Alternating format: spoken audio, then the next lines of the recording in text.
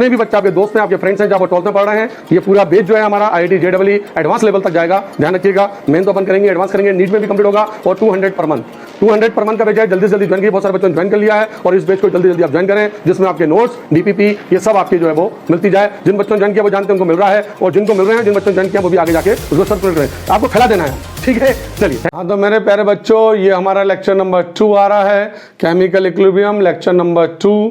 हम इसमें क्या पढ़ने वाले हैं बच्चों बताओ? हम इसमें लेक्चर नंबर 1 का आगे का हम आपको करने वाले हैं।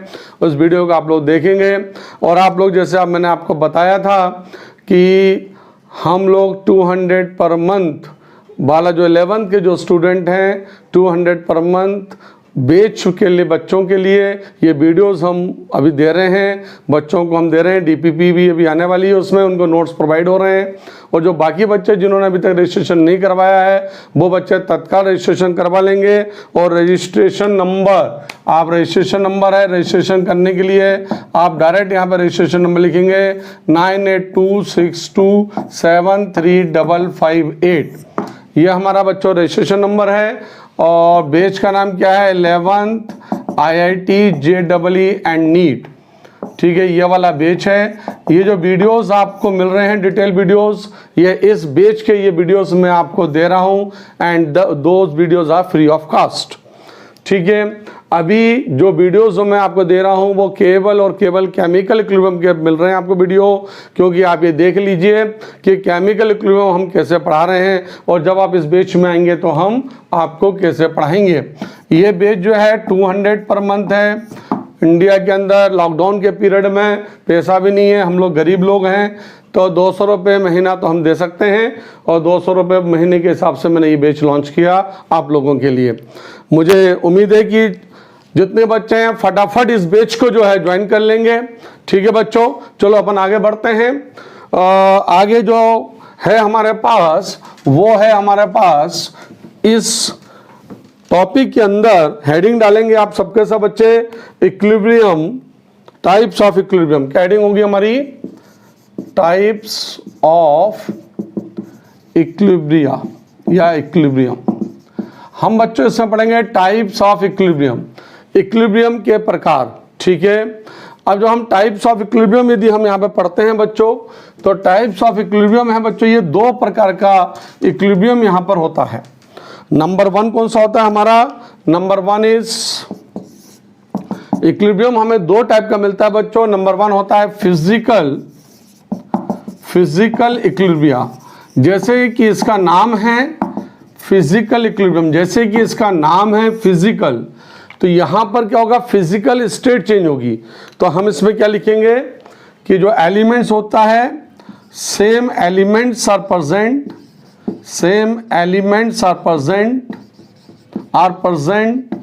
बट, पहला पॉइंट है बट फिजिकल स्टेट, इसका नाम है ना फिजिकल, मतलब physical state of element, physical state of element is change.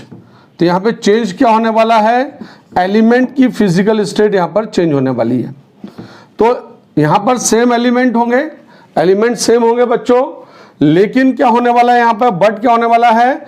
Physical state of element is change, इसलिए उसको नाम पड़ गया फिजिकल इक्विलिब्रिया। अब जैसे कि अपन एग्जाम्पल अपन बात करेंगे, जैसे कि वाटर है, वाटर H2O, देखो वाटर ही है, यहाँ पे मैंने सॉलिड ले लिया और दूसरा वाटर ले लिया, वाटर मैंने यहाँ पर वेपर फॉर्म में ले लिया, V मतलब वेपर फॉर्म। तो बच्चों वाटर सॉलिड है, देखो H2O तो चेंज हुआ नहीं, यहाँ भी H2O है और यहाँ पर भी H2O है। H2O में बच्चों कोई चेंज नहीं हुआ। यहाँ पे H2O सॉलिड के फॉर्म में, मतलब आइस, बर्फ अपन लोग खाते भी हैं, बर्फ भी पता है हमें, तो सॉलिड मतलब आइस, और यहाँ पर वेपर फॉर्म में है, ठीक है। तो इस टाइप का जो इक्विलिब्रियम बनता है जिसमें कि केवल फिजिकल स्टेट चेंज होती है, इक्विलिब्रियम बन गया है। यहाँ पर rate of forward action, rate of backward action equilibrium बन चुका है। तो जिसमें एलिमेंट सेम होगा, वाटर चेंज नहीं हुआ बच्चों, तो एलिमेंट तो सेम हो गए, तो इसको आप एलिमेंट्स बोलो। ऑक्सीजन एक एलिमेंट है, हाइड्रोजन एलिमेंट है, तो सेम एलिमेंट्स है। यहाँ पर, यहाँ भी वही हाइड्रोजन ऑक्सीजन है, सेम एलिमेंट्स है। तो elements are same but physical state of elements is change, वो चेंज हो जाएगी, उसको हम बोलेंगे फिजिकल इक्विलिब्रियम बोलेंगे। अब ये सवाल उठता है कि फिजिकल इक्विलिब्रियम कहाँ कहाँ पर लगता है बच्चों। तो ये फिजिकल इक्विलिब्रियम कहाँ कहाँ पे लगेगा, उस पॉइंट को अपन लिख देते हैं। जहाँ पर कि देखो यहाँ पर सॉलिड और वेपर हुआ, तो जहाँ पर फेस ट्रांसफॉर्मेशन होगा, मतलब जहाँ पर फेस चेंज हो सकती है, जिसको हम बोलते हैं फेस ट्रांसफॉर्मेशन। अब ये क्या शब्द आ गया, ट्रांसफॉर्मेशन का मतलब क्या हो गया, ट्रांसफॉर्मेशन का मतलब ट्रांसफॉर्म होना, मतलब चेंज होना। यहाँ पर सॉलिड है, सॉलिड से वेपर फॉर्म में ट्रांसफॉर्म हो गई, मतलब चेंज हो गई। तो जब ट्रांसफॉर्म होता है कोई चीज़, ट्रांसफर का मतलब ट्रांसफर जैसा, एक स्टेट से दूसरी स्टेट में आ रहा है। तो ऐसी फेस क्यों बोले, फेस वर्ड क्यों आया, फेस का मतलब होता है ये एक सॉलिड है, उसको एक फेस बोलेंगे। 3 टाइप की फेस मिलेगी आपको। कौन कौन सी टाइप की फेस आपको मिलती है, 3 टाइप की। कौन कौन सी होती है 3 टाइप बच्चों, एक होती है हमारे पास सॉलिड, दूसरी होती है हमारे पास लिक्विड, और तीसरी होती है हमारे पास गैस। सॉलिड मतलब ठोस, लिक्विड मतलब द्रव, और गैस मतलब गैस। तो सॉलिड में जैसे कि बच्चों अपन देखते हैं वाटर आइस के फॉर्म में आता है तो सॉलिड हो गया, वाटर जो है पानी जो हम पीते हैं उसके रूप में रहता तो लिक्विड हो गया, और वही वाटर को जब हम 100 डिग्री सेल्सियस से ऊपर हीट करते हैं तो वो हमारे वेपर फॉर्म में आता है, उसको हम गैस फेस बोलते हैं। तो ये अलग अलग इनको अपन फेस बोलते हैं। आइस है, सॉलिड है, वो एक फेस कहलाएगी। तो हमेशा जो भी मैटर्स होते हैं सराउंडिंग, जो आपके चारों तरफ जो भी मैटर हैं सराउंडिंग, आपके सराउंडिंग मतलब आपके आसपास में जो भी मैटर हैं बच्चों, वो हमेशा 3 फेस में आपको मिलते हैं। या तो वो सॉलिड होगा, या वो लिक्विड होगा, या वो गैस होगा। बात समझ में आ रही है, ठीक है। चलिए, तो फेस ट्रांसफॉर्मेशन होगा तो फिजिकल इक्विलिब्रियम बनेगा। फेस ट्रांसफॉर्मेशन हो रहा है कि यहाँ पर सॉलिड वेपर, यस हो रहा है, इसलिए फिजिकल बनेगा। दूसरा बच्चा होता है, सेकंड पॉइंट एक और है, फेस ट्रांसफॉर्मेशन के बाद होता है हमारे पास यहाँ पर क्या होता है, हमारा होता है एलोट्रॉपिक। इसके बाद हमें मिलता है यहाँ पर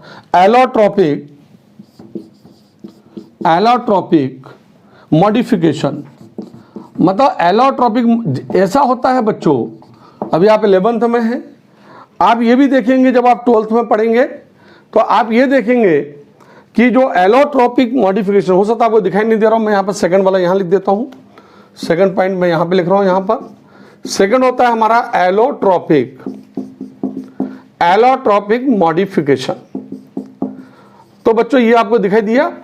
अब मैं जो आगे बात कर रहा था उस बात को आगे बढ़ा रहा हूँ मैं फिर से। सेकंड होता है एलोट्रॉपिक मॉडिफिकेशन, आप 11th में बच्चों, तो 12th में आप पढ़ेंगे, ये बात मैं कह रहा था। 12th में जब आप आएंगे तो क्या पढ़ेंगे, 12th में आएंगे बच्चों तो आप पढ़ेंगे, क्या पढ़ेंगे कि एलिमेंट, जैसे तुमने पढ़ा है सल्फर, तो तुम्हें लगता है यार जो सल्फर है वो एक एलिमेंट है, इसका कोई दूसरा एलिमेंट होगा नहीं।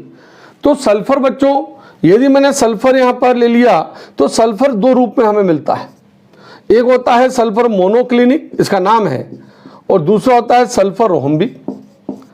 अब ये इन दोनों में क्या अंतर है बच्चों, इन दोनों का मेल्टिंग पॉइंट आप देखेंगे वो अलग अलग होगा, इसका मेल्टिंग पॉइंट अलग, इसका मेल्टिंग पॉइंट अलग। ऐसे P4 है, वाइट है फास्फोरस, यहाँ पे भी दूसरी जगह भी आपको P4 बन रहा है लेकिन वो रेड हो गया।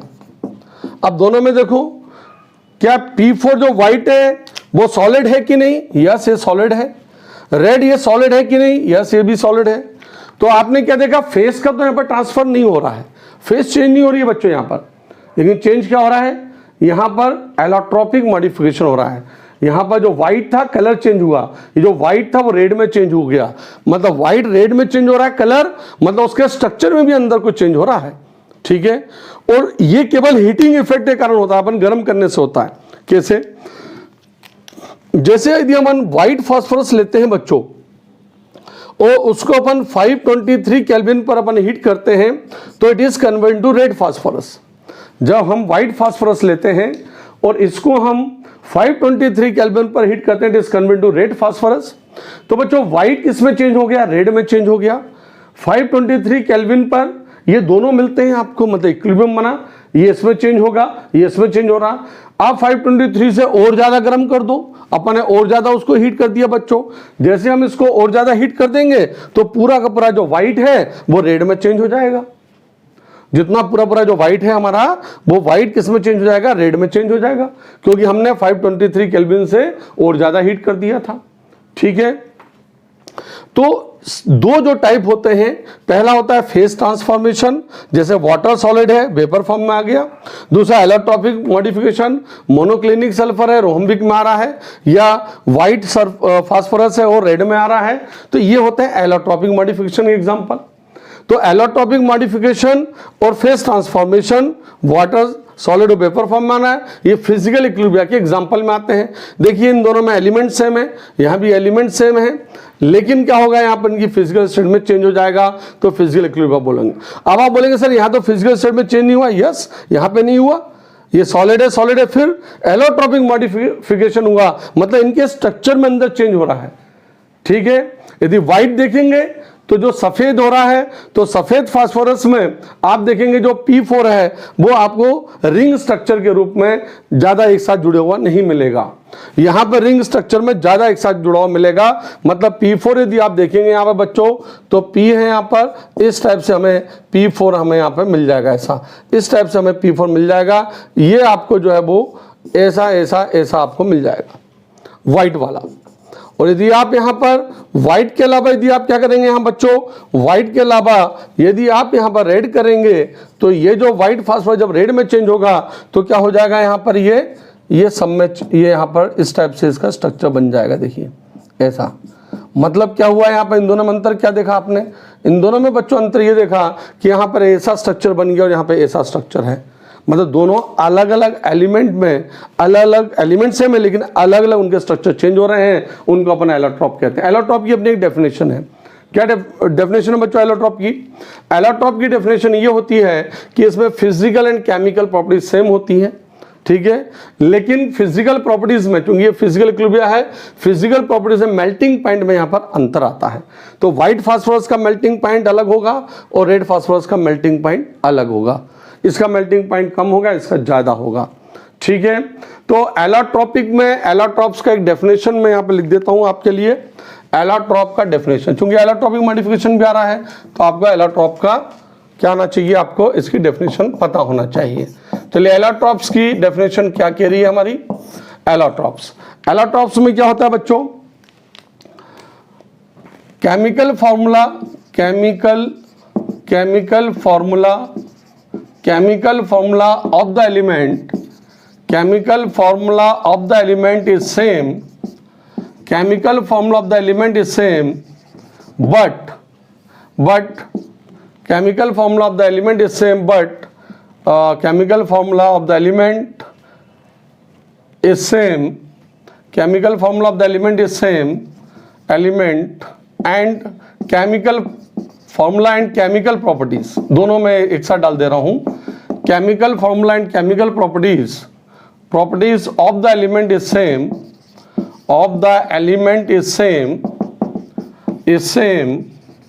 But physical property is different. लेकिन अलग क्या होने वाला है आपका, फिजिकल प्रॉपर्टीज यहां पर इसके अलग होने वाली। इसको मिटा देता हूं, फिर आप इसको आराम से लिख लीजिए। लेकिन क्या अलग होने वाला है यहां पर, इसका फिजिकल प्रॉपर्टीज अलग होने वाली। Physical properties is different. तो क्या चीज आपको मिल रही है बच्चों यहां पर, कि जो फिजिकल प्रॉपर्टीज है वो यहां पर अलग हो रही है, फिजिकल प्रॉपर्टीज यहां पर अलग हो रही है, जबकि केमिकल फॉर्मूला क्या हो रहा है यहां पर, सेम हो रहा है। केमिकल फॉर्मूला यदि सेम हो रहा है, फिजिकल प्रॉपर्टीज अलग हो रही है, तो हम क्या बोलेंगे, इसको एलोट्रॉप्स बोलेंगे। तो इसको एलोट्रॉप्स मतलब these are called allotrope. Sulphur है मोनोक्लिनिक रोहम्बिक एलोट्रॉप सल्फर के, phosphorus white and red allotrope है। देखिए फिजिकल प्रॉपर्टी इसकी सेम हो रही है, फिजिकल प्रॉपर्टीज इसकी अलग हो रही है। फिजिकल प्रॉपर्टीज में क्या क्या आता है थोड़ा सा आपके दिमाग में आना चाहिए। मेल्टिंग पॉइंट आता है, बॉइलिंग पॉइंट आता है, डेंसिटी आती है एंड कलर आते हैं। डेंसिटी आती है और कलर आते हैं। तो जनरली जो हम लोग फिजिकल प्रॉपर्टीज का जो हम लोग पढ़ते हैं, तो कौन कौन सी फिजिकल प्रॉपर्टी पढ़ते हैं बच्चों, melting point, boiling point, density and colour. तो फिजिकल प्रॉपर्टीज की अलग होती है, केमिकल फॉर्मूला और केमिकल प्रॉपर्टीज की सेम होती है। मतलब दोनों ही फास्फोरस वाटर के साथ में सेम प्रोडक्ट देंगे, दोनों ही सल्फर वाटर के साथ में सेम प्रोडक्ट देंगे। तो chemical properties, chemical reaction same है, केमिकल फॉर्मूला सेम है, लेकिन फिजिकल प्रॉपर्टीज अलग है। मतलब मेल्टिंग पॉइंट अलग, बॉइलिंग पॉइंट अलग, डेंसिटी और कलर अलग। तो इसमें जहां पर जो एलोट्रॉप्स होते हैं और जहां पर एलोट्रॉपिक मॉडिफिकेशन होता है, वो किस टाइप का इक्विलिब्रिया देता है, वो this is called physical equilibria. वहाँ पे वो फिजिकल इक्विलिब्रियम देता है। चलिए बच्चों अब इसको उतारिए फटाफट। अब उसके बाद अपन करते हैं केमिकल इक्विलिब्रियम। सेकंड वाला हमारा है यहाँ पर केमिकल इक्विलिब्रियम। चलिए केमिकल इक्विलिब्रियम में बच्चों हम लोग पढ़ते हैं, जब हम केमिकल इक्विलिब्रियम पढ़ते हैं तो केमिकल इक्विलिब्रियम में केमिकल प्रॉपर्टीज में जो इक्विलिब्रियम स्टैब्लिश्ड होता है उसको अपन बोलते हैं केमिकल इक्विलिब्रियम। तो केमिकल इक्विलिब्रियम स्टैब्लिश्ड इन केमिकल रिएक्शंस, ठीक है। Chemical equilibria, chemical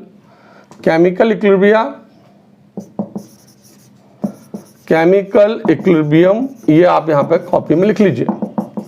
chemical equilibrium कहाँ पे एस्टेब्लिश होगा बच्चों?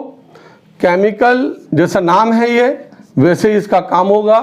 Chemical equilibrium established in chemical reaction, chemical equilibrium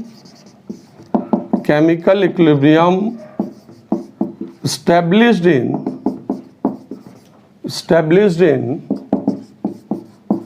chemical reaction. जितनी भी केमिकल रिएक्शन है वहां पर केमिकल इक्विलिब्रियम एस्टेब्लिश्ड होगा। अब केमिकल रिएक्शन आपको पता है, जैसे मैं यहाँ पर हाइड्रोजन प्लस आयोडीन ले लूँ तो मुझे मिल जाएगा ट्वाइस HI बच्चों। मैं यहाँ पर क्या कर लूँ, N2O4 ले लूँ और ट्वाइस NO2 मिल जाएगा। मैं यहाँ पर N2 प्लस H2, कई बार आपको ये रिएक्शन मिलेगी हेबर प्रोसेस में, ट्वाइस NH3 हेबर प्रोसेस कहलाती है। This process is called Haber process, HABER, Haber process. इसको अपन हेबर प्रोसेस भी बोलते हैं, जिसमें अमोनिया हमारा बनता है। ये केमिकल रिएक्शंस हैं। केमिकल रिएक्शंस में क्या होता है, क्या इंपॉर्टेंट होती है, कैसे हम इसको केमिकल रिएक्शंस बोलते हैं? हम इसलिए बोलते हैं बच्चों केमिकल रिएक्शन क्योंकि यहाँ पे जो रिएक्टेंट है ये आपका यहाँ पर रिएक्टेंट है और ये यहाँ पर आपका प्रोडक्ट है। हम इसलिए केमिकल रिएक्शन बोलते हैं क्योंकि reactant and product are different. तो केमिकल रिएक्शंस में क्या होता है, इन केमिकल रिएक्शन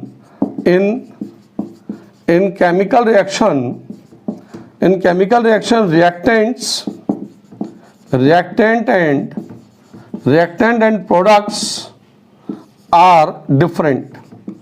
जो रिएक्टेंट और प्रोडक्ट होते हैं बच्चों वो डिफरेंट होते हैं। In chemical reactions reactant and products are different. ये यहाँ पर रिएक्टेंट थे, ये यहाँ पर प्रोडक्ट थे, यहाँ पर ये रिएक्टेंट है, ये प्रोडक्ट है, अलग अलग है ना। यहाँ पर रिएक्टेंट में H2I2 है, हाइड्रोजन आयोडीन, प्रोडक्ट में HI है, अलग अलग है। तो केमिकल रिएक्शंस में तुम्हें देख दिया रिएक्टेंट प्रोडक्ट अलग है, मतलब केमिकल रिएक्शन है, मतलब कौन सा इक्विलिब्रियम बनेगा, केमिकल इक्विलिब्रियम बनेगा। तो इन दोनों में डिफरेंस क्या है? डिफरेंस ये है कि वहां पर रिएक्टेंट प्रोडक्ट सेम होंगे फिजिकल में और यहाँ पर रिएक्टेंट प्रोडक्ट यहाँ पर अलग अलग होंगे। ये डिफरेंस है। इन दोनों में अंतर क्या हो जाएगा, यहाँ पर सेम और यहाँ पर अलग अलग होंगे। चलो उतारो बच्चों इसमें, फिर अपन पढ़ते हैं कैरेक्टरिस्टिक्स ऑफ इक्विलिब्रियम। पहले उतारिए आप इसको। तो बच्चों चलते हैं, फिर अपन क्या करने वाले हैं, अब अपन बताओ जल्दी फटाफट। अपन लोग बच्चों करने वाले हैं कैरेक्टरिस्टिक्स ऑफ इक्विलिब्रियम। चलिए साहब कैरेक्टरिस्टिक्स ऑफ इक्विलिब्रियम लिखना शुरू करो आप अपनी कॉपी में बच्चों। Characteristics of equilibrium, characteristics of equilibrium, क्या बात है, पेन भी नहीं चल रहा क्या? ठीक है चलो। Characteristics of equilibrium, characteristics of equilibrium. देखिए इस बात का आप ध्यान रखिए बच्चों, इक्विलिब्रियम या इक्विलिब्रियम एक ही बात है, आप इसको बोल दीजिए इक्विलिब्रियम। कैरेक्टरिस्टिक्स ऑफ इक्विलिब्रियम में इसका बात का ध्यान रखिए आप लोग कि इक्विलिब्रियम स्टैब्लिश्ड हुआ है, जैसे A है प्लस B है to give C plus D। Equilibrium establish हो गया है, रेट ऑफ फॉरवर्ड रिएक्शन है, रेट ऑफ बैकवर्ड रिएक्शन है और उसमें इक्विलिब्रियम बन गया है। ये यहाँ पर रिएक्टेंट्स है बच्चों and these are called product, reactant and product है। अब इसके जब इक्विलिब्रियम बन चुका है तो उस इक्विलिब्रियम के हम लोग कैरेक्टरिस्टिक्स देख रहे हैं, मतलब उसके अंदर कौन कौन से गुण हैं इक्विलिब्रियम बनने के बाद।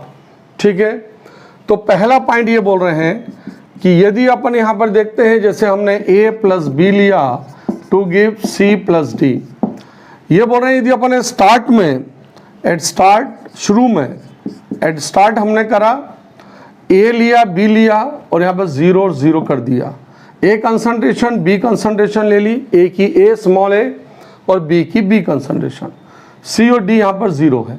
एक हमने यहाँ पर B कर लिया जिसमें हमने A और B डाला हुआ है, तो बोल रहे हैं क्या इक्विलिब्रियम बनेगा?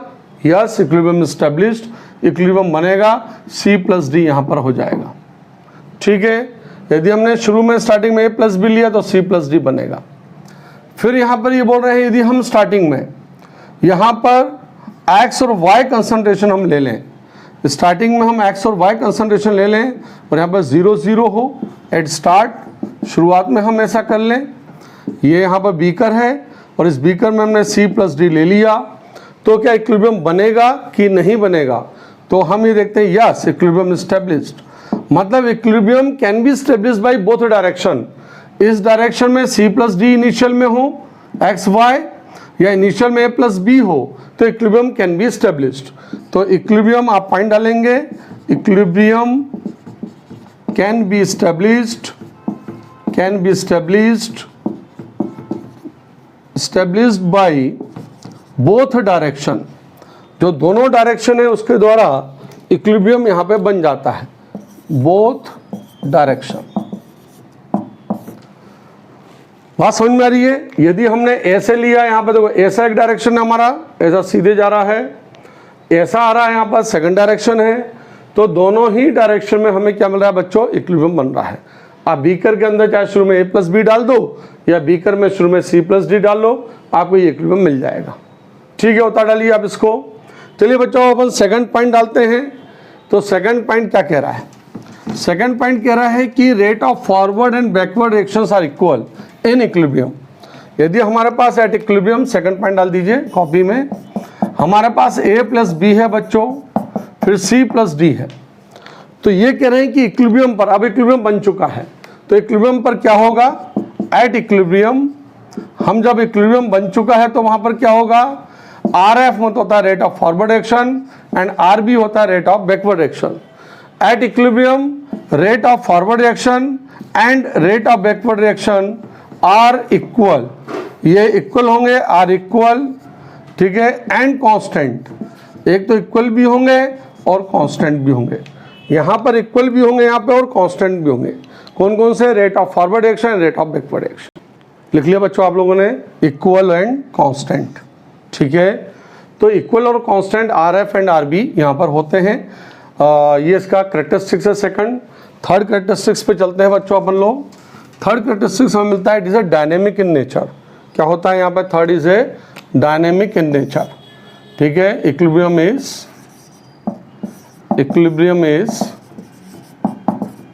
Dynamic in nature, dynamic in nature, ये डायनेमिक इन नेचर का होता है। Equilibrium is dynamic in nature, third point. Fourth point क्या होता है बच्चों? फोर्थ पॉइंट होता है इसमें कोई भी जो मेजरेबल प्रॉपर्टी होती है। डायनेमिक नेचर तो आपको बताया हुआ मैंने, लेक्चर नंबर 1 में आपने पढ़ा हुआ है कि जिसमें रेट फॉरवर्ड और बैकवर्ड एक्शन होती है लेकिन कंसंट्रेशन में चेंज ना हो, उसको अपन डायनेमिक नेचर बोलते हैं। लेक्चर नंबर 1 ही पढ़ाया मैंने, यहाँ पे दोबारा बताया आपको। फोर्थ यहाँ पर no change in measurable property, मतलब ऐसी प्रॉपर्टी जिसको अपन मेजर करते हैं। 1 लीटर, 2 लीटर, 3 लीटर, तो वॉल्यूम हो गया। तो वॉल्यूम हो गया ये हमारा। वॉल्यूम में कैसे लेते हैं अपन? 1 लीटर, 2 लीटर, 3 लीटर, ऐसा हमने इसको मेजर किया। देखो वॉल्यूम को लीटर में अपन लोग मेजर करते हैं तो उसको मेजरेबल प्रॉपर्टी बोलेंगे। तो मेजरेबल प्रॉपर्टी क्या होती है बच्चों? जो इनको अपन मेजर करते हो। ठीक है, जैसे हम वॉल्यूम को मेजर करते हैं 1 लीटर, 2 लीटर, 3 लीटर। सेम है यहाँ पर प्रेशर को हम लोग मेजर करते हैं कैसे? 1 एटमॉस्फेयर, 2 एटमॉस्फेयर, 3 एटमॉस्फेयर, ऐसे हम लोग मेजर करते हैं। तो इन जो मेजरेबल प्रॉपर्टी है बच्चों, ये मेजरेबल प्रॉपर्टी में कोई चेंज नहीं होता, नो चेंज। कब? जब इक्विलिब्रियम बन जाता है। इक्विलिब्रियम बन चुका है अब हमारा। अब इसमें तुम चाहो कि इसका वॉल्यूम चेंज हो रहा हो, बनने के बाद कोई चेंज नहीं होगा वॉल्यूम बनने का, ना वॉल्यूम में चेंज होगा ना प्रेशर में चेंज होगा, कोई चेंज नहीं होगा अब जब इक्विलिब्रियम स्टैब्लिश हो गया है तो। ठीक है, चलो ये फोर्थ पॉइंट हमारा हो गया। अब हमारा एक फिफ्थ पॉइंट हमारे पास आता है, देयर इज नो चेंज। यदि अपन कोई कैटालिस्ट मिलाते हैं तो there is no change when catalyst is added on equilibrium. तो यदि इक्विलिब्रियम है हमारे पास और इस इक्विलिब्रियम में हम क्या करते हैं? कोई कैटालिस्ट मिला देते हैं। ठीक है, तो when we added catalyst when we added catalyst on equilibria when we added catalyst on equilibria there is no change. तो यहाँ पर कोई चेंज नहीं होगा। जब हम कैटलिस्ट मिलाएंगे यहाँ पर, तो कैटलिस्ट मिलाने पर यहाँ पर कोई चेंज नहीं होगा। ये क्या करता है catalyst? It alters time, it alters time to attainment of equilibrium, कि इक्विलिब्रियम को जल्दी लाता है, टू अटेनमेंट ऑफ इक्विलिब्रियम। ये इक्विलिब्रियम को जल्दी लाता है, तुरंत ले आएगा इक्विलिब्रियम को। आपने इक्विलिब्रियम नहीं बना है, शुरू में आपने यहाँ पर a प्लस बी लिया हुआ है बच्चों, और c प्लस डी बना नहीं हो, कैटलिस्ट मिला दिया, तो फटाक से वो c प्लस डी बनाएगा। c प्लस डी मतलब rate of forward and backward reaction, rate of forward reaction जल्दी हो जाएगी ताकि c प्लस डी बन जाए, c प्लस डी से भी a प्लस बी बन जाएगा। मतलब क्या कह रहा हूं मैं कि ये कैटलिस्ट जब आप डालते हैं तो इक्विलिब्रियम जल्दी बनता है, तो इट अल्टर्स टाइम, टाइम को चेंज करता है। पहले टाइम 1 घंटा लग रहा था इक्विलिब्रियम बनने में, अब टाइम आधा घंटा लग रहा है। ऐसे अल्टर कर देगा। अल्टर में बढ़ाता नहीं है, कम करता है टाइम को, ठीक है। तो it alters time to attainment of equilibrium, equilibrium को बनाने में ये टाइम को कम करता है, ठीक है, टाइम को कम करता है। टाइम को बढ़ाता नहीं है कैटलिस्ट, टाइम को कम करता है, ठीक है बच्चों। तो when we added catalyst on equilibrium there is no change, it alters time to attainment of equilibrium. अच्छा, एक लास्ट पॉइंट होता है, वो लास्ट पॉइंट है फ्री एनर्जी का। एक शब्द मैं आपको दे रहा हूँ, 11th में आए आप लोग, या जिन्होंने पहले 12th वाले होंगे उनको तो पता ही है, और चूंकि मैं जो 11th में बच्चे हैं उन लोगों को बता रहा हूँ फ्री एनर्जी होती है। तो यहाँ पर इक्विलिब्रियम पर ये बताता है, 6 पॉइंट है हमारा, इक्विलिब्रियम पर जो चेंज इन फ्री एनर्जी है डेल्टा जी, वो दैट इज जीरो, वो जीरो मिलती है। Delta G is equal to zero, delta G यहाँ पर जीरो मिलेगी। एंड डेल्टा जी क्या होता है बच्चों? Change in free energy. Delta G क्या है यहाँ पर? Change in free energy. Free energy में जो चेंज होता है, चेंज इन फ्री एनर्जी में चेंज, उसको बच्चों हम लोग बोलते हैं डेल्टा जी। तो डेल्टा जी क्या है? Change in free energy. तो जो change in free energy that equal to zero, वो जीरो होगी। कहां पर? At equilibrium. इक्विलिब्रियम बन चुका है, अब फ्री एनर्जी में कोई चेंज नहीं होता है। अब ये फ्री एनर्जी क्या चीज है बच्चों, उसको भी आप यहाँ पे लिख लो। 11th वाले बच्चे लिखेंगे जो अभी भी आए हैं, और जो 12th या 13 वाले उनको तो पता है फ्री एनर्जी क्या होती है। इसकी डेफिनेशन है, free energy is the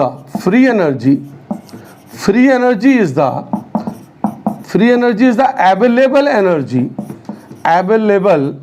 energy of the system. Free energy is the available energy of the system to do, free energy is the available energy of the system to do useful work by the system। मतलब system के द्वारा, कोई भी system होता है, system क्या होता है? सिस्टम का मतलब होता है आइसोलेटेड सिस्टम होता है, क्लोज सिस्टम होता है। चाय है, आप चाय गर्म कर रहे हैं, एक पतीली में चाय गर्म है, ये भी एक सिस्टम हो गया। आपने ढक्कन लगा दिया, क्लोज सिस्टम बन गया। आपने चाय ओपन उसमें गर्म कर रहे हैं, तो क्या हो गया यहाँ पर? Open system. तो ये सिस्टम कहलाते हैं। आप थर्मस फ्लास्क है, आइसोलेटेड सिस्टम, एक सिस्टम है वो भी। तो इस सिस्टम में जो उसकी फ्री एनर्जी, मतलब system free energy is the available energy of the system to do useful work the system. System जो काम कर रहा है, लेकिन काम कैसा? Useful work. जैसे मैं अभी आपको पढ़ा रहा हूं तो it is a useful work, लेकिन मैं यहाँ पे घूम रहा हूँ, कोई काम नहीं कर रहा हूँ, तो it is not useful work. अब मैं बोलूँ मैं यहाँ से वहाँ गया तो कोई काम हुआ क्या? काम नहीं हुआ। लेकिन मैं यदि पढ़ा रहा हूँ तो इट्स ए यूजफुल वर्क। तो जो यूजफुल वर्क जो सिस्टम करता है, उस यूजफुल वर्क करने के लिए जो एनर्जी अवेलेबल होती है, अवेलेबल एनर्जी जो एनर्जी रहती है इसके अंदर, उस एनर्जी को अपन बोलते हैं फ्री एनर्जी। तो जब इक्विलिब्रियम स्टेब्लिश हो जाता है बच्चों, तो जो फ्री एनर्जी में चेंज इन फ्री एनर्जी जो डेल्टा जी है, वो दैट इक्वल टू जीरो होगी। मतलब free energy of the reactant and product, वो दोनों आपस में इक्वल होंगी जब भी डेल्टा जी जीरो होती है। क्योंकि डेल्टा जी बराबर क्या होगा यहाँ पर? GP minus G R. GP मतलब free energy of the product, is a product है हमारा, एंड जी आर मतलब free energy of the reactant. तो जीपी माइनस जी आर बच्चों that equal to delta G, and delta G is equal to zero. ठीक है, मतलब free energy product और reactant की बराबर है। यदि यहाँ पर इसकी 5 होगी, इसकी भी 5 है, जब तो 0 हुआ, मतलब प्रोडक्ट की फ्री एनर्जी रिएक्टेंट की फ्री एनर्जी इक्वल होंगी, जब तो डेल्टा जी 0 होगा। तो इक्विलिब्रियम पर फ्री एनर्जी यहाँ पर 0 आपको मिलती है। तो these are the characteristics of equilibrium. चलिए इसको उतारिए बच्चों आप लोग। तो बच्चों आप लोगों ने उतार लिया है। चलो अब आगे बढ़ते हैं अब हम लोग, और अब हम पढ़ते हैं लॉ ऑफ मास एक्शन। आप कॉपी में लिखिए लॉ ऑफ मास एक्शन। बहुत इंपॉर्टेंट चीज़ है ये, केमिकल इक्विलिब्रियम में ये फर्स्ट लॉ हमें मिलता है। Law of mass action is given by Guldberg and बागे, GULD Guldberg, BERG Guldberg and बागे, WAAGE। तो law of mass action is given by Guldberg and बागे। गुल्डबर्ग और बागे ने लॉ ऑफ मास एक्शन दिया था बच्चों।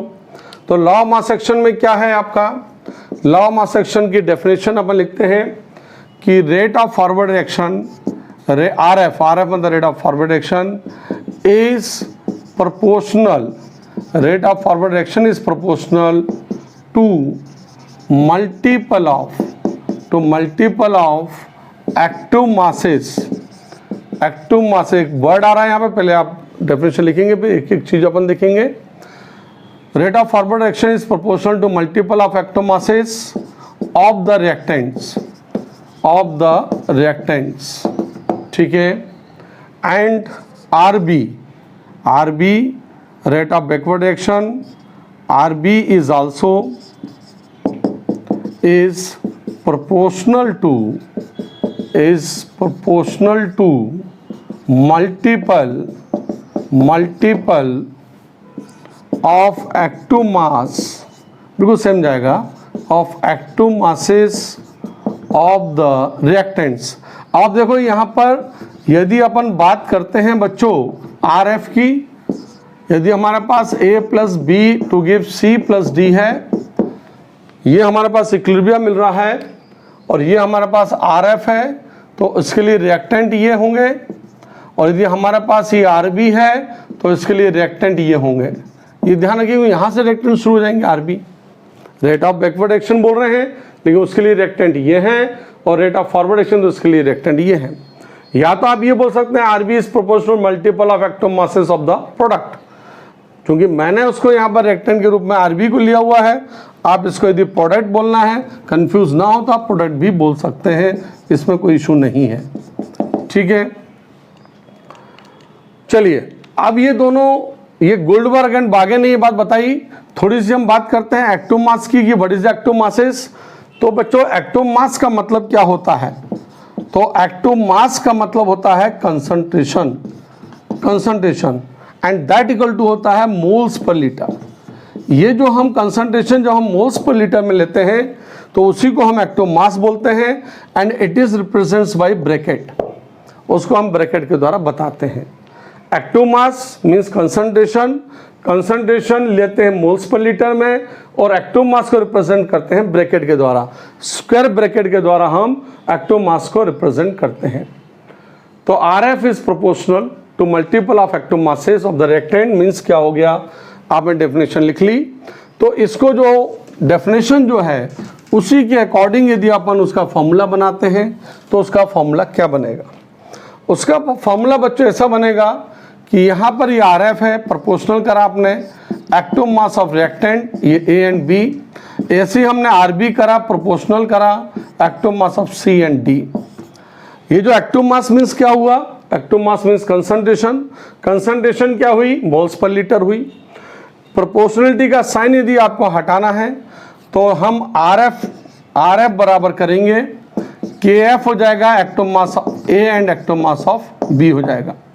यदि हम यहाँ पर प्रोपोर्शनलिटी का साइन हटाएंगे, तो RB बराबर हो जाएगा KB, यहाँ पे हो जाएगा active mass of C and active mass of D हो जाएगा। आप जानते हैं बच्चों कि इक्विलिब्रियम हमेशा डायनेमिक है, केमिकल इक्विलिब्रियम है, केमिकल रिएक्शंस में है, जहाँ पे RF और RB आपस में बराबर होंगे। जब RF और RB बराबर होंगे तो हम क्या लिखेंगे, KF A एंड B, और बराबर हो जाएगा RB की जगह आ जाएगा KB, C एंड D आ जाएगा। क्लियर पॉइंट है। चूंकि बच्चों KF and KB are the constant, अब ये कौन से कांस्टेंट हैं, तो KF एंड KB ये दोनों के दोनों, या तो आप इसको बोलते हैं वेलोसिटी कांस्टेंट बोलते हैं, या आप इसको रेट कांस्टेंट बोलते हैं। तो KF and KB are the velocity constant and rate constant and it's depends on temperature and catalyst. और ये किसके ऊपर डिपेंड करते हैं, टेम्परेचर एंड कैटालिस्ट। टेम्परेचर और कैटालिस्ट के ऊपर ये डिपेंड करते हैं, it's depends on temperature and catalyst. तो KF and KB are the velocity constant and depends on temperature and catalyst. ठीक है, अब यदि हम यहाँ पर रेशो कर दें, इसका हम रेशो बना दें, मतलब KF अपॉन KB, क्योंकि दोनों कांस्टेंट हैं तो इनका रेशो बना दिया हमने, तो ये हो जाएगा C इंटू D अपॉन हो जाएगा A इंटू B। ये हमें फॉर्मूला मिल जाएगा। आप जानते हैं C और D जो हैं वो हमारे क्या हैं, वो हमारे प्रोडक्ट हैं, और A और B क्या हमारे रिएक्टेंट हैं। तो हम यहाँ पे प्रोडक्ट अपॉन रिएक्टेंट्स कर सकते हैं। एक्टिव मास में product, active mass of product and active mass of reactant हम कर सकते हैं। तो इस प्रकार से एक फॉर्मूला हमारे पास आ जाता है KF अपॉन KB, और ये जो KF एंड KB है ये बराबर हो जाता है बच्चों KC, and this KC is called equilibrium constant in terms of concentration. इस KC को हम बोलते हैं इक्विलिब्रियम कांस्टेंट, इस KC को हम बोलते हैं equilibrium constant, equilibrium constant in terms of concentration, ये बोलते हैं कंसंट्रेशन की टर्म्स में। अब कंसंट्रेशन टर्म्स में क्यों हुआ बच्चों, क्योंकि हमने एक एक्टिव मास लिया। एक्टिव मास क्या हमारा, मोल पर लीटर, A का मोल पर लीटर, 1 मोल 2 मोल 3 मोल, 1 लीटर में 2 लीटर में 3 लीटर में डिवाइड किया तो एक्टिव मास हुआ, तो कंसंट्रेशन की टर्म में आया KC। ठीक है, ये जो KC है बच्चों, ये KC क्या देखते हैं हम, KC only depends on, KC is only depends on temperature. मतलब ये बहुत इंपॉर्टेंट पॉइंट है, कई जगह इसके ऊपर MCQ में क्वेश्चंस आपको मिलते हैं कि KC किसके ऊपर डिपेंड करता है, तो that KC only depends on temperature not catalyst, but this velocity constants are depends on temperature as well as catalyst. ये दोनों के बीच में रेशो है।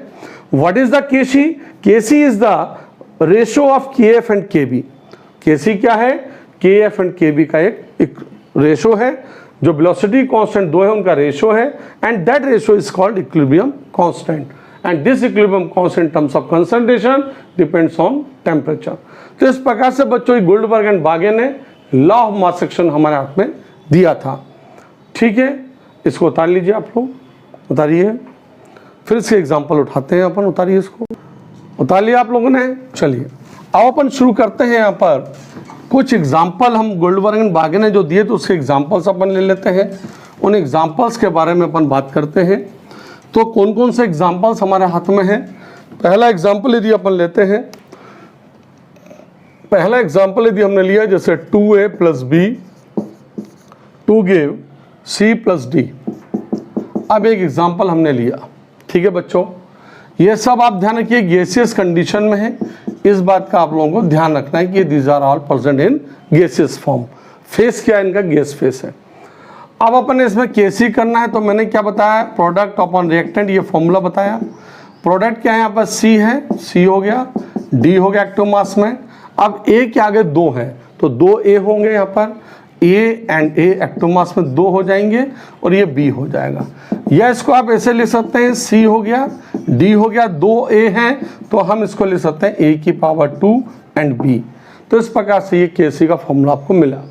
चलिए बच्चों दूसरा एग्जांपल हम लेते हैं, N2 + size H2 2 gives twice NH3। ये ध्यान रखिए ये भी गैस फेस है हमारी, और जब ये गैस फेस है तो हम यहाँ पर KC लिखेंगे, तो KC का फॉर्मूला क्या हो जाएगा, प्रोडक्ट अपॉन रिएक्टेंट, और वो जो आपके जो नंबर है, जो स्टोइकियोमेट्रिक नंबर है, ये हमेशा पावर पे जाएगी। प्रोडक्ट ये है अमोनिया, तो अमोनिया के आगे कितने नंबर हैं, 2, तो 2 पावर पे जाएंगे।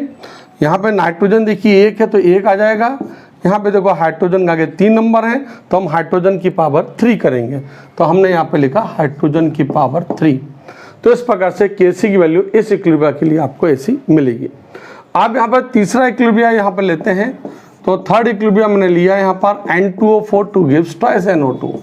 अब ये N2O4 भी हमारा गैसियस स्टेट में है, NO2 भी हमारा गैसियस स्टेट में है, तो Kc बराबर हमारा क्या मिल जाएगा, प्रोडक्ट अपॉन रिएक्टेंट, और प्रोडक्ट कितना है हमारा NO2 की पावर 2 एंड यहाँ पर हो जाएगा रिएक्टेंट में हमें मिल जाएगा N2O4 और वो हमें मिल जाएगा एक्टोमास में। तो इस प्रकार से हमें ये Kc की वैल्यूज हम लोग ऐसे कोई सा भी केमिकल इक्विलिब्रियम हो हम निकालते हैं। ठीक है, तो इस प्रकार से हमें मिलता है। चलो उतारिए फटाफट इसको, फिर आगे अपन चलते हैं। एक्टोमास मैंने आपको बता ही दिया है, कुछ न्यूमेरिकल करते हैं अपन।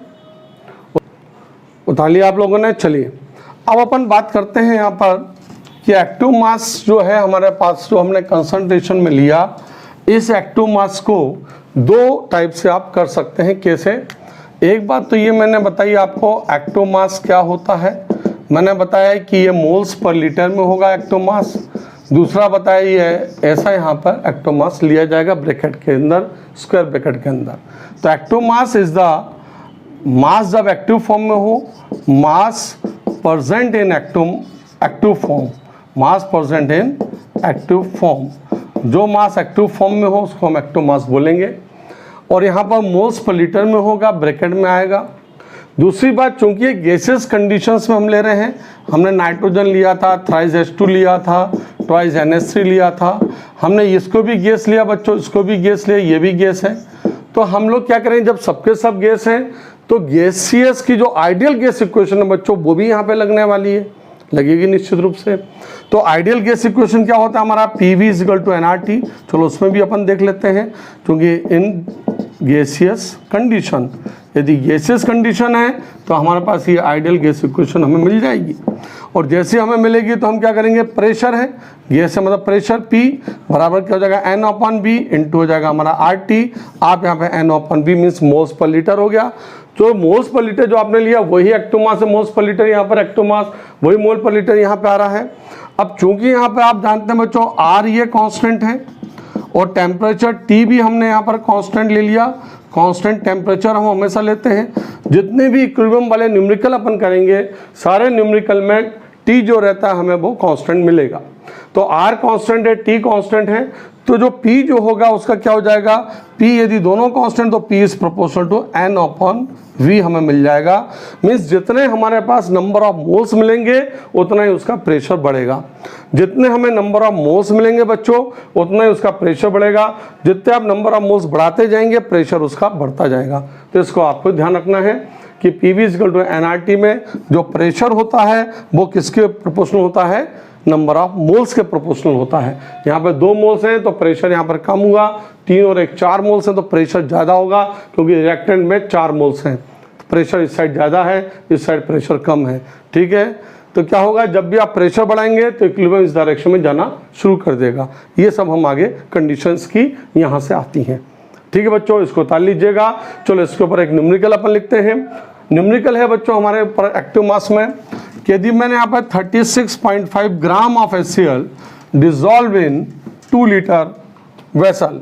क्वेश्चन लिखिए, 36.5 gram of HCl dissolve in 2 litre vessel, what is the active mass of HCl, active mass of HCl। इसका हिंदी क्या हुआ बच्चों, यदि हम 36.5 ग्राम HCl को हम डिजॉल्व करवा रहे हैं 2 लीटर वेसल में, तो HCl का एक्टिव मास क्या होगा उसको हमें देखना है। तो HCl का एक्टिव मास क्या होगा यहाँ पर, तो W मीन्स हमें मोल्स लेना है, तो मोल्स क्या होता है, एक्टिव मास हमने बताया है।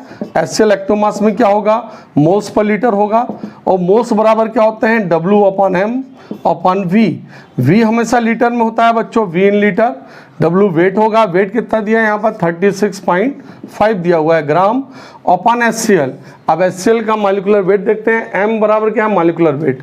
यहाँ पे ये W बराबर हमारा वेट है, M बराबर हमारा क्या है यहाँ पर मॉलिक्यूलर वेट है। ठीक है, तो मॉलिक्यूलर वेट कितना दिया है, Cl का 35.5 होता है, 35.5 क्लोरीन मिलता है हमें, और हाइड्रोजन 1 तो दैट इक्वल टू 36.5। ठीक है, वेट हम लोग कैसे निकालते हैं वो आपको नहीं पता है तो वो भी हम आगे की क्लासेस में आपको मिलने वाला है, ट्रिक्स एंड टेक्निक सब मिलेगी आपको। 36.5 अपॉन 36.5 अपॉन 2 लीटर दिया हुआ है, वॉल्यूम है 2 लीटर अपॉन 2 हो गया तो 1/2 हो गया, तो 1/2 means 0.5 moles per litre, 0.5 moles per litre, ये इसका एक्टिव मास हो जाएगा, HCl का एक्टिव मास। तो इस प्रकार से बच्चों हम लोग किसी का भी एक्टिव मास निकाल लेते हैं, किसी की भी कंसंट्रेशन निकाल लेते हैं। यदि हमें वेट दिया गया हो, हमें वॉल्यूम दिया गया हो, वेट को हमने मास से डिवाइड किया तो वेट डिवाइड बाई मास, तो हमें मोल्स निकल आए, हमने मोल्स पर लीटर करा, क्योंकि 2 लीटर में था, मिलीलीटर में नहीं होना चाहिए, इसका ध्यान रखना है। वॉल्यूम यहाँ पर लीटर में, मिलीलीटर में है तो it is convert into litre, उसको हमें लीटर में चेंज करना है। और आप सब जानते हैं बच्चों कि यहाँ पर 1000 मिलीलीटर बराबर 1 लीटर होता है, ये आप सबको पता है।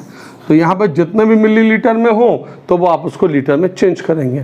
सपोज कीजिए यहाँ पर 500 ml में होता तो हमें लीटर में चेंज करना पड़ता, तो हम क्या करते हैं 1000 अपॉन 500 कर देते एंड दैट इक्वल टू हमारा क्या हो जाता है, यहाँ पर हमें 1000 ml बराबर 1 लीटर, तो 500 ml बराबर क्या हो जाता है हमारा यहाँ पर 500 डिवाइडेड बाई 1000, ठीक है, 500 डिवाइड बाई 1000 तो मीन्स हो जाता है 1/2, ठीक है, 1/2 लीटर। ये हमें फिर लेना पड़ता, ठीक है। तो इसका हमें ध्यान रखना है, यदि मिलीलीटर में दिया है तो it can be convert into litre numerical के अंदर, ठीक है बच्चों। चलिए इसको उतार लीजिए आप लोग। तो बच्चों आप लोगों ने उतार लिया, चलिए आगे बढ़ते हैं। अब अपन यहाँ पर अब अपन देखते हैं टाइप्स ऑफ इक्विलिब्रियम कांस्टेंट, है ना, types of equilibrium constant heading डाल देंगे आप लोग। टाइप्स ऑफ हेडिंग डलेगी यहाँ पर types of equilibrium constant, types of equilibrium constant. उसे पहला टाइप बच्चों होगा that is KC, first type है केसी। केसी के बारे में क्या पढ़ेंगे, लिखेंगे आप when equilibrium constant, when equilibrium constant, when equilibrium constant is expressed, when equilibrium constant is expressed in terms of, when equilibrium constant is expressed in terms of concentration, when equilibrium constant is expressed in terms of concentration, then it is called Kc. Then it is called Kc, means equilibrium constant in terms of concentration. Kc means equilibrium constant in terms of concentration, in terms of concentration, ठीक है, Kc हो जाएगा वो। तो Kc का मतलब पहला क्या मतलब हुआ कि हमने कंसंट्रेशन के टर्म्स में इक्विलिब्रियम कांस्टेंट को लिया, ठीक है बच्चों। तो जो हम लेते चले आ रहे हैं, कोई भी हमने एग्जांपल जितने भी लिए सब केसी के टर्म्स में लिए, तो इसमें कोई आपको प्रॉब्लम नहीं होनी चाहिए, क्योंकि केसी बराबर ही लिया अभी तक हमने। N2H2 तो N2 यहाँ लिया, फिर हाइड्रोजन यहाँ लिया, है ना, N2H2 है, होल थ्राइस अपॉन अमोनिया कर दिया। सर ये आपने क्या कर दिया, तो बच्चों इसमें मैंने इक्विलिब्रियम को चेंज कर दिया। कैसे, मैंने ट्वाइस NH3 करा और उसको तोड़ दिया N2 प्लस साइज H2 में, तो उसके लिए केसी की टर्म निकालोगे तो आपको ये मिल जाएगा, ये हो जाएगा आपका रिएक्टेंट, ये हो जाएंगे आपके प्रोडक्ट। तो हम क्या करेंगे, यहाँ पर प्रोडक्ट में नाइट्रोजन हो गया, प्रोडक्ट में हाइड्रोजन की पावर 3 होगी और अमोनिया की पावर 2 हो जाएगा, इट इज कॉल्ड केसी। तो when equilibrium constant is express in terms of concentration then it is called KC, उसको हम केसी बोलते हैं। चलिए बच्चों अब अपन सेकंड आता है, केसी हमेशा टर्म्स तब आती है, केसी हमेशा टर्म्स तब आती है जब हम यहाँ पर गैस हो हमारे पास, तब हम केसी लेते हैं।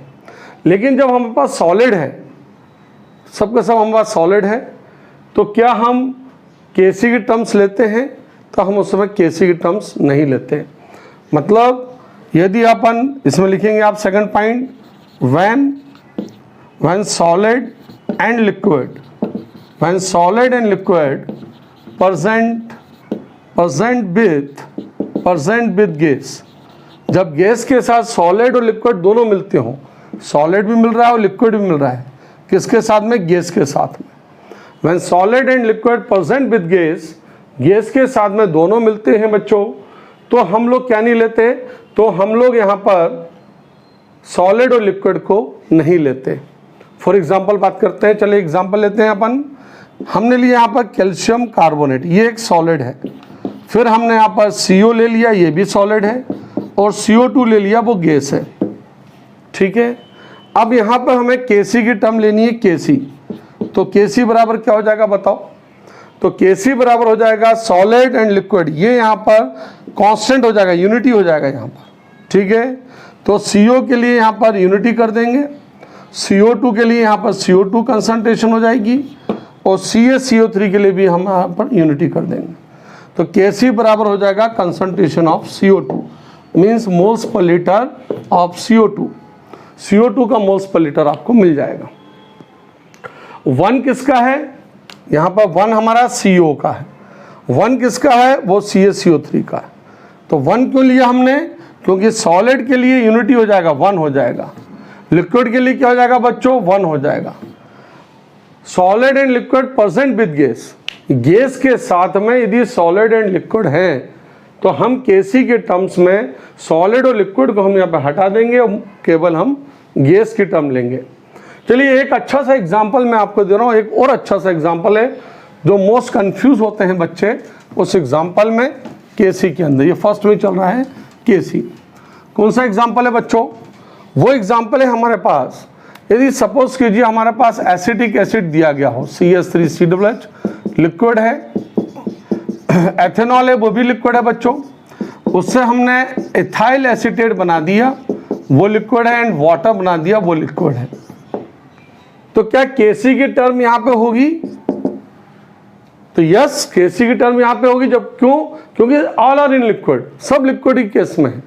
मतलब Kc की टर्म वहां नहीं हो सकती जहां पे सॉलिड लिक्विड गैस के साथ होते हो, जो सॉलिड है एंड लिक्विड गैस के साथ होते हो, जहां पर सब के सब लिक्विड हैं, एक ही फेस में, केवल लिक्विड, सॉलिड नहीं। सब के सब सॉलिड एक फेस में होंगे नहीं, ठीक है, सब एक फेस में सबके साथ लिक्विड होंगे। तो जब लिक्विड होंगे तो Kc की टर्म्स वहां पे होगी। कैसे होगी? प्रोडक्ट अपॉन रिएक्टेंट के फॉर्म में होगी। प्रोडक्ट क्या है हमारा? ये है इथाइल एस्टेट, CH3COOH5। फिर हमारे पास क्या है? वाटर है, H2O। उसके बाद रिएक्टेंट कौन से हैं बच्चों? एसिटिक एसिड, CH3COOH, और दूसरा कौन सा है हमारे पास? इथाइल अल्कोहल, एथेनॉल है हमारे पास। तो प्रोडक्ट अपॉन रिएक्टेंट हमें यहाँ पे मिल गए।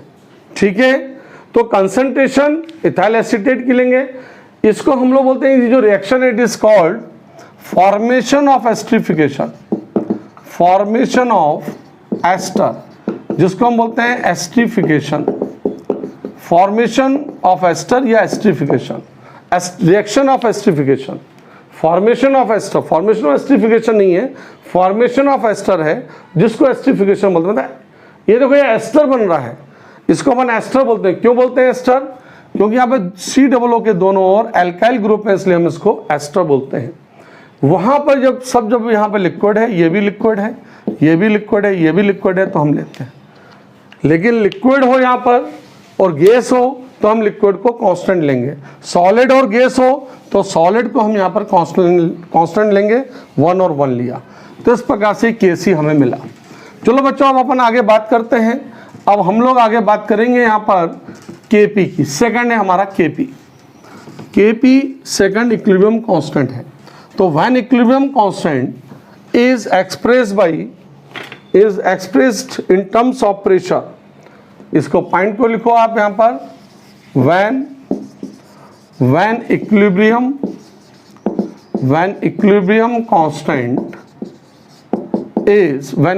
constant is expressed in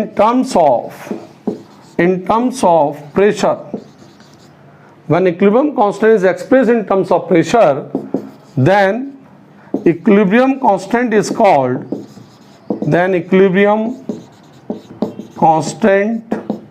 called Kp। तो हम उसको Kp बोलते हैं। तो ये जो सेकंड वाला हमारा आता है वो Kp है।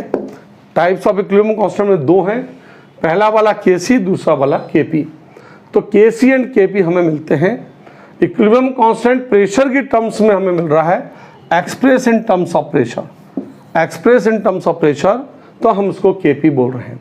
ठीक है, केपी के अंदर ये बात जरूरी होती है बच्चों, ध्यान रखो हमेशा, केपी का एक पॉइंट ये है, केपी के बाद में एक बात जरूरी होती है बच्चों, हमेशा ध्यान रखो कि केपी तभी आएगा जब हमारा गैस होना चाहिए।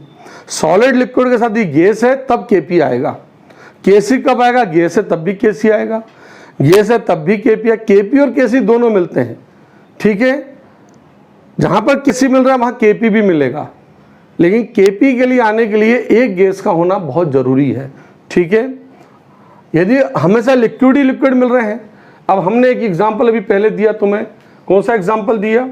हमने दिया तुम्हें यहाँ पर ethyl acetate acetic acid liquid है, यहाँ पर एथेनॉल है, यहाँ पर लिक्विड है, यहाँ पर, और यहाँ पर इथाइल एसिटेट बन गया, CH3COO2H5 प्लस वाटर बन गया। ये भी लिक्विड था, यहाँ पर ये भी लिक्विड था। तो क्या यहाँ पर केपी आएगा क्या? यहाँ पर बच्चों केपी नहीं आएगा। केपी के लिए कंडीशन क्या है? One of the reactant of product is in gaseous form. ठीक है, तो वो कंडीशन भी अपन लिखते हैं यहाँ पर। तो ये रिएक्शन में यहाँ पर केपी नहीं आएगा, क्यों? क्योंकि one of the reactant of product is in gaseous form. तो एक कंडीशन और आ जाएगी केपी के लिए, वन ऑफ द रिएक्टेंट और product, one of the reactant और प्रोडक्ट इन गैसियस फॉर्म। एक में से, कोई भी एक में से, चाहे वो रिएक्टेंट हो चाहे वो प्रोडक्ट हो, वो गैसियस फॉर्म में होना चाहिए, तो हमें केपी मिलेगा। तो ये केपी हमें यहाँ पर मिल रहा है, रिएक्टेंट या प्रोडक्ट में से कोई भी हमारा क्या होना चाहिए? गैसियस फॉर्म में होना चाहिए। चलो बच्चों, अब अपन बात करते हैं यहाँ पर एक एग्जाम्पल की बात करते हैं। एक एग्जाम्पल जब हम लेते हैं यहाँ पर, सपोज कीजिए हमने कैल्शियम कार्बोनेट लिया, ये एक सॉलिड था, हमने यहाँ पर कैल्शियम ऑक्साइड ले लिया, वो भी सॉलिड है, और हमने यहाँ पर CO2 ले लिया, वो गैस है। अब मुझे यहाँ पर केपी निकालना है, तो मैं केपी कैसे बताऊंगा? केपी में यहाँ पर सॉलिड और सॉलिड के साथ गैस आ गया है, तो मैं केपी लूंगा। केपी भी वो प्रोडक्ट अपॉन रिएक्टेंट होंगे, लेकिन एक्टिव मास में नहीं होंगे। लेकिन वो क्या होंगे? एक्टिव मास में नहीं होंगे बच्चों। वो किस में होंगे? वो पार्शियल प्रेशर में होंगे। प्रोडक्ट इन पार्शियल प्रेशर, उसको हम बोलेंगे पार्शियल प्रेशर, पार्शियल प्रेशर में होंगे। Reactants are present in partial pressure, partial pressure में हम बात अब करने वाले हैं। ठीक है, तो हम केपी बराबर क्या बोल देंगे? पार्शियल प्रेशर ऑफ CO2 हम बोल देंगे, पार्शियल प्रेशर ऑफ CO2 हम बोल देंगे। तो इस प्रकार से हमारा यहाँ पर केपी निकलेगा। एक जो भी केपी तभी आएगा हमारा जब दोनों में से कोई भी रिएक्टेंट या प्रोडक्ट में से कोई भी एक हमारा गैसियस फॉर्म में होना चाहिए। गैसियस फॉर्म में तो हम केपी निकालेंगे। पार्शियल प्रेशर क्या होता है? Partial pressure number of moles into total pressure, तो हम पार्शियल प्रेशर निकालते हैं, जो हम आगे निकालेंगे। ठीक है, अभी फिलहाल हम यूनिट की बात कर लें, तो unit of KC and KP, उसकी थोड़ी सी हम लोग बात कर लेते हैं यूनिट्स की। तो यूनिट हम लोग कैसे निकालेंगे? Units of KP and KC, KP and KC की यूनिट्स हमें निकालना है। तो केसी की यूनिट काहे में मिलती है बच्चों? केसी मिलेगी हमें मोल पर लीटर में निकलेगी, और हमें केपी कहाँ मिलेगा? हमें एटमॉस्फेयर में मिलेगा। मोल्स पर लीटर की यूनिट केसी मिलेगी, एटमॉस्फेयर में। एक एग्जांपल अपन यहाँ पर उठाते हैं। पहला एग्जांपल हम उठाते हैं N2 plus size H2, 2 gives twice NH3। अब इसमें केसी की यूनिट यदि हमें करनी है, तो प्रोडक्ट अपॉन रिएक्टेंट है बच्चों एक्टिव मास में। यहाँ पर अमोनिया है, अमोनिया प्रोडक्ट में आ रहा है power 2 upon active mass of nitrogen and active mass of hydrogen की पावर 3। अमोनिया की यूनिट भी मोल पर लीटर में, तो m अपॉन लीटर का पावर 2 अपॉन हो जाएगा हमारा m अपॉन लीटर इंटू हो जाएगा m अपॉन लीटर की पावर 3। ये और ये हमने कैंसिल कर दिया, तो डेफिनेटली हमारा क्या मिल गया? यहाँ पर 1 अपॉन मोल पर लीटर की पावर 2 हमें मिल गया, या इसको हम बोल सकते हैं mole inverse 2 and litre square. इसको हम बोल सकते हैं लीटर स्क्वायर, यहाँ पे बोल जाएंगे हम litre square and mole inverse 2, ऐसा हम इसको लिख सकते हैं। तो बच्चों यहाँ पर ये जो चीज़ आपको मिल रही है लीटर स्क्वायर एंड मोल -2, क्योंकि मोल पर लीटर था, मोल पर लीटर से यहाँ पर कैंसिल हुआ यहाँ पर, ठीक है। यहाँ पर 2 थे लीटर, देखो 2 हो गए यहाँ पर, तो लीटर स्क्वायर हो गया और मोल -2 हो गया। यहाँ पर यदि अपन केवल मोल पर लीटर की ही बात करें और कोई बात नहीं करें, मोल पर लीटर के फॉर्म में देखें तो इस इक्विलिब्रिया को हम यहाँ से उठाते हैं। देखो N2 + H2 2 gives twice NH3। थोड़ा सा हम डेल्टा Ng के बारे में थोड़ा बात करके देखें तो डेल्टा Ng बराबर होता है NP - NR, मतलब प्रोडक्ट माइनस रिएक्टेंट होता है। प्रोडक्ट कितने हैं बच्चों? यहाँ पर 2 हैं, यहाँ पर दिख रहे हैं हमें, तो मैंने यहाँ पर 2 लिख दिए। रिएक्टेंट कितने? यहाँ पे 3 और यहाँ पर कुछ नहीं, मतलब 1, 3 और 1 4, तो 2 - 4 हो जाएगा यहाँ पे हमें 4 मिल गए, तो -2 हमें मिल गया डेल्टा Ng। जब बच्चों डेल्टा Ng -2 मिल गया, मैं यदि यूनिट की बात करता हूँ Kc की, तो यदि मैंने यहाँ पर मोल पर लीटर बोला तो मोल पर लीटर की -2 मैं यहाँ पर बोल सकता हूँ, या मैं यहाँ पर बोल सकता हूँ कि मोल पर लीटर की पावर डेल्टा Ng। तो यदि मैं ऐसा शॉर्ट फॉर्म में हमेशा लिख सकते हैं, Kc की हम डेल्टा Ng निकाल लें और Kc की यूनिट हम लोग निकाल सकते हैं। डेल्टा Ng जैसे हमने निकाला, डेल्टा Ng की जगह -2 रख दिया, मोल पर लीटर दिया। मोल पर लीटर -2 का मतलब क्या हो गया? लीटर स्क्वायर हो गया, मोल -2 हो गया। वही सेम आपको चीज़ यहाँ पर मिल गई। तो इस प्रकार से हम लोग Kc की वैल्यूज निकालते हैं। चलो बच्चों, जैसे Kc निकाला ऐसे Kp निकालेंगे। Kp is express in atmosphere, तो हम लोग Kp निकालना शुरू करते हैं। चलो Kp कैसा निकाला जाएगा? जब बच्चों हम Kp निकालते हैं यहाँ पर, तो Kp ऐसा निकाला जाएगा, यहाँ पर N2 + H2 है, 2 gives twice NH3। अब हमें Kp निकालना है, पार्शियल प्रेशर बोलना है, पार्शियल प्रेशर अमोनिया प्रोडक्ट है ना, तो अमोनिया बोल दिया, 2 है यहाँ पर power 2 upon partial pressure of nitrogen into partial pressure of hydrogen की पावर 3। ये जो पार्शियल प्रेशर 2 है वो पार्शियल प्रेशर हमने यहाँ पर काट दिए। पार्शियल प्रेशर है मतलब हम उसको atmosphere, partial pressure is express in atmosphere, तो हम क्या बोल सकते हैं? एटमॉस्फेयर की पावर 2 अपॉन हम बोलेंगे यहाँ पर एटमॉस्फेयर 1 इंटू हम बोलेंगे एटमॉस्फेयर की पावर 3। अब इसको काटना आपका आसान हो गया, तो बराबर हो जाएगा 1 अपॉन एटमॉस्फेयर की पावर 2, जिसको हम क्या बोल सकते हैं? Kp की यूनिट हमारी मिल गई एटमॉस्फेयर की पावर -2, मतलब Kp की यूनिट भी वही हो गई। इसको हम बोल सकते हैं एटमॉस्फेयर की पावर डेल्टा Ng, क्योंकि यहाँ पर डेल्टा Ng आपने क्या निकाला था बच्चों? -2, तो डेल्टा Ng हम यहाँ पर जो -2 यहाँ पर पुट कर सकते हैं और एटमॉस्फेयर की पावर -2 आप यहाँ पर लिख सकते हैं। तो you can calculate the Kp and Kc in various examples, किसी भी एग्जाम्पल में हम लोग निकाल सकते हैं। तो this is the unit of Kp and Kc निकालना का तरीका है बच्चों। चलो अब अपन आगे बढ़ते हैं कुछ एग्जाम्पल में और इसके रिलेशनशिप अपन करते हैं। ठीक है, उतारिए आप इसको। तो अब अपन ने ये यहाँ तक अपने ये सेकंड लेक्चर हमारा कंप्लीट होता है और रिलेशनशिप वाली बात अब थर्ड लेक्चर में जाएगी, और मैं समझता हूँ आपको समझ में भी आ गया होगा। अब बच्चों, जितने भी बच्चे आपके दोस्त हैं, आपके फ्रेंड्स हैं, जब वो 12th में पढ़ रहे हैं, ये पूरा बेच जो है हमारा IIT JEE एडवांस लेवल तक जाएगा। ध्यान रखिएगा, मेन तो अपन करेंगे, एडवांस करेंगे, नीट में भी कंप्लीट होगा, और 200 पर मंथ का बैच है। जल्दी से जल्दी ज्वाइन कीजिए। बहुत सारे बच्चों ने ज्वाइन कर लिया है और इस बैच को जल्दी आप ज्वाइन करें, जिसमें आपके नोट्स, DPP ये सब आपके जो है वो मिलती जाए। जिन बच्चों ने ज्वाइन किया वो जानते हैं उनको मिल रहा है, और जिनको मिल रहे हैं, जिन बच्चों ने ज्वाइन किया वो भी आगे जाके उसको सर्कुलेट करें। आपको फैला देना है, ठीक है। चलिए, thank you very much all of you.